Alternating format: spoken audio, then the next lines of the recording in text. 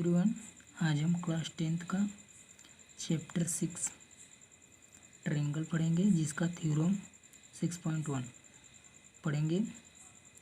Theorem कुछ इस तरह से है। कह रहा है कि यदि किसी त्रिभुज की एक भुजा के समांतर अन्य दो भुजाओं को भिन्न भिन्न बिंदुओं पर प्रतिच्छेद करने के लिए एक रेखा खींची जाए तो ये अन्य दो भुजाएं एक ही अनुपात में विभाजित हो जाती हैं।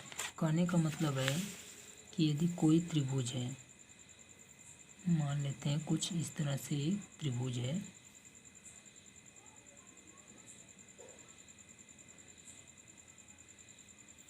ये त्रिभुज ए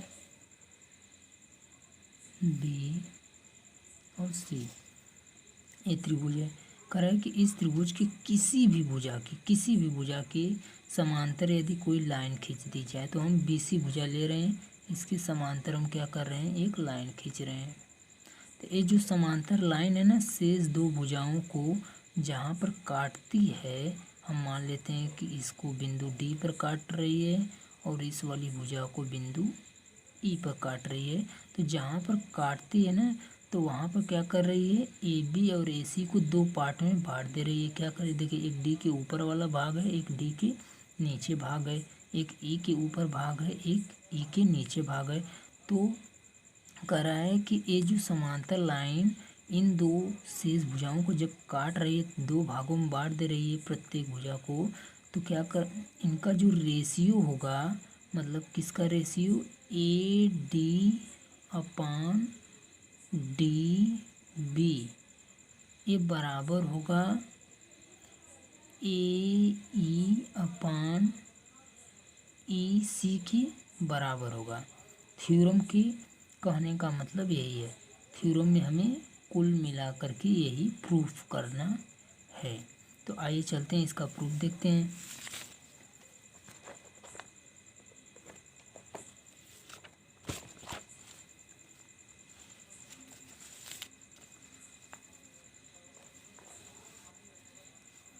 देखिए, प्रमेय थ्योरम 6.1 में सबसे पहले जो गिवन है उसे हम लिख लेते हैं। गिवन के ABC एक त्रिभुज है, रेखा DE जो है, देखिए DE जो है भुजा BC के समांतर है, जो मीन्स समांतर रेखा DE की बात हो रही है, जो भुजा AB और DAC को बिंदु D तथा E पर क्रमशः काटती है, सारा जो कि फिगर में दिख रहा है। अब हमें जो प्रूफ करना उसे लिखेंगे। प्रूफ हमें क्या करना है कि AD अपान DB AE अपान EC का रेशियो जो होगा वो बराबर होगा, ये प्रूफ करना है। अब हम कुछ रचना करेंगे। रचना कुछ इस तरह से है कि B को E से मिलाया, जो बिंदु B है उसको हमने E से मिला दिया, और C को क्या किया है, D से मिला दिया है। फिर आगे क्या किया काम, तथा DM हमने परपेंडिकुलर लंब खींचा, किस पर, AE भुजा पर, और EN एक लंब खींचा है किस पर, AD भुजा पर।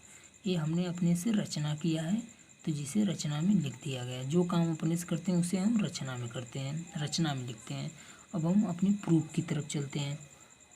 प्रूफ करने के लिए सबसे पहले हमने क्या लिया है, त्रिभुज लिया है। त्रिभुज कौन सा, ADE लिया है, उसका हम क्षेत्रफल निकालेंगे। तो त्रिभुज के क्षेत्रफल निकालने का बेसिक फार्मूला होता है क्या, कि 1/2 आधार गुणे ऊंचाई। तब इस त्रिभुज का हमें आधार मालूम होना चाहिए और ऊंचाई मालूम होना चाहिए, तब हम इस त्रिभुज का क्षेत्रफल निकाल लेंगे। तो देखिए, ये जो त्रिभुज हमने लिया है इसमें दो लंब है, एक तो EN लंब है और एक DM लंब है। DM लंब है, तो ये दो जो लंब है ये दोनों ही क्या करेंगे, इस त्रिभुज की ऊंचाई का काम करेंगे। लेकिन एक बार में एक ही ऊंचाई हम ले सकते हैं, फार्मूले में एक ही ऊंचाई आती है, इसलिए हम एक बार में एक ही ऊंचाई का यूज करेंगे। यदि हम ऊंचाई EN को मानेंगे तो बेस का काम हमारा AD करेगा। यदि ऊंचाई हम इस त्रिभुज के लिए DM मान लेंगे तो हमारा जो बेस का काम करेगा वो AE भुजा करेगी। तो हम इस त्रिभुज ADE का क्षेत्रफल निकालने के लिए हमने ऊंचाई जो माना है वो EN को माना है, EN को माना है, इसलिए बेस हमारा जो आधार होगा वो क्या होगा, AD हो जाएगा। तो हमारा क्षेत्रफल क्या हो जाएगा, 1/2 आधार मीन्स AD गुणे ऊंचाई, ऊंचाई EN होगा। अब इसी त्रिभुज का क्षेत्रफल हम ऊंचाई DM को ऊंचाई मान करके निकालेंगे। इसी वाले त्रिभुज का क्षेत्रफल जो है AED, बस उसका नाम बदल करके AED हमने रख दिया है और त्रिभुज वही वाला है। अब हम इसमें ऊंचाई DM को लेंगे। DM को जब DM ऊंचाई होगी तो हमारा आधार काम कौन करेगा, AE काम करेगा। तो इसका क्षेत्रफल क्या हो जाएगा, 1/2 आधार मीन्स AE गुणे ऊंचाई DM। ये समीकरण नंबर 1 हो गया, ये समीकरण नंबर 2। अब हम त्रिभुज DEB की क्षेत्रफल की तरफ चलते हैं, जिसे इस शार्ट में लिखा गया AR मीन्स एरिया ऑफ त्रिभुज DEB। अब DEB का क्षेत्रफल कैसे होगा, वैसे ही होगा 1/2 आधार गुणे ऊंचाई।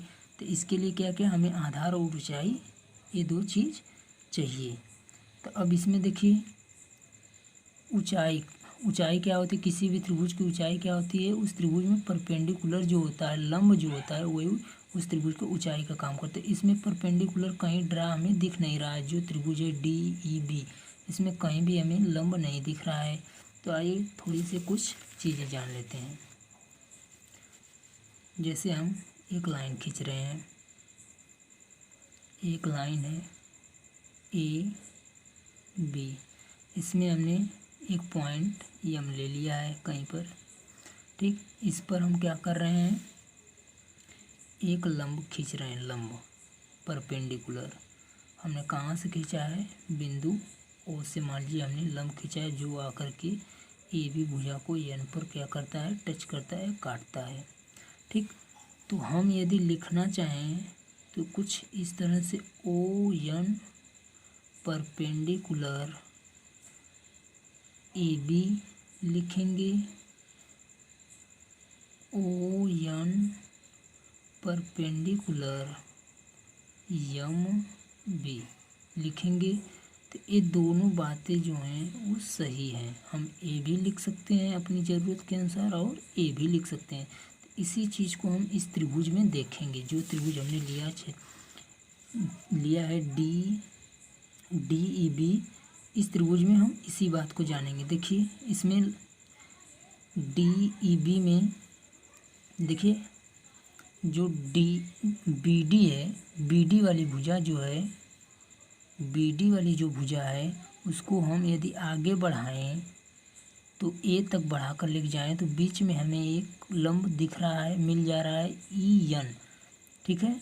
तो ये जो लंब है वह इस त्रिभुज के लिए भी लंब का काम करेगा, ठीक। पीछे जो मैंने बताया उसी आधार पर, क्योंकि ये जो लंब है इसी BD की बढ़ाई हुई भुजा पर ही है। तो हम ये लंब BD पर भी मानेंगे और BA पर भी ये लंब दोनों भुजाओं के लिए लंब होगा। क्योंकि दोनों भुजाएं अलग अलग नहीं, दोनों एक ही भुजा है। बस ये जो A तक गई है भुजा, ये B वाली ही भुजा, मतलब B से A तक और BD दोनों एक ही भुजाएं हैं। बस ये आगे बढ़कर A तक चली गई है। तो ये जो EN वाला लंब है ये दोनों के लिए, इसके इतने भाग के लिए भी लंब का काम करेगा और पूरे भाग के लिए भी लंब का काम करेगा। अब हम जानते हैं कि जब लंब जो जिस भी भुजा पर जाकर के गिरता है वो भुजा क्या होती है, हमारा त्रिभुज की आधार का काम करती है।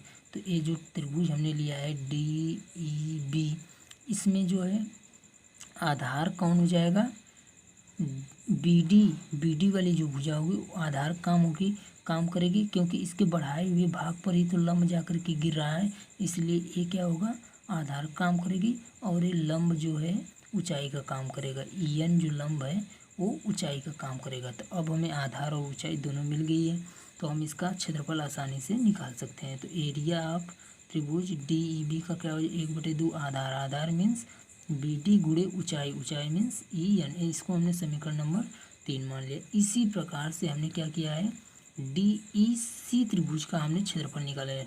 देखिए DEC त्रिभुज का क्षेत्रफल क्या हो जाए, 1/2 आधार गुणे ऊंचाई।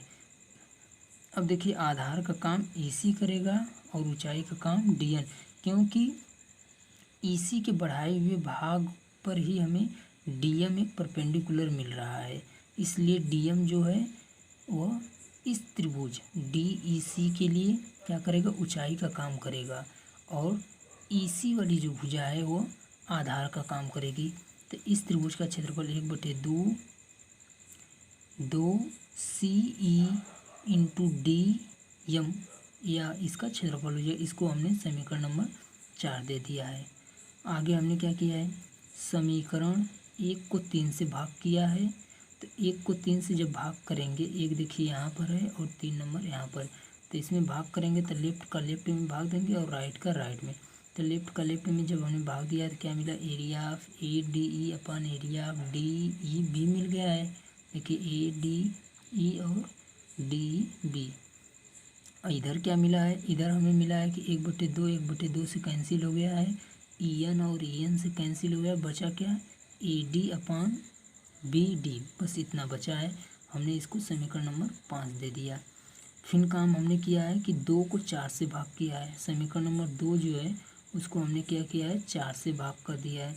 देखिए 4 से भाग करने पर क्या मिलेगा, लेफ्ट का लेफ्ट में भाग देंगे, राइट का राइट में। देखिए area of A E D upon D E C.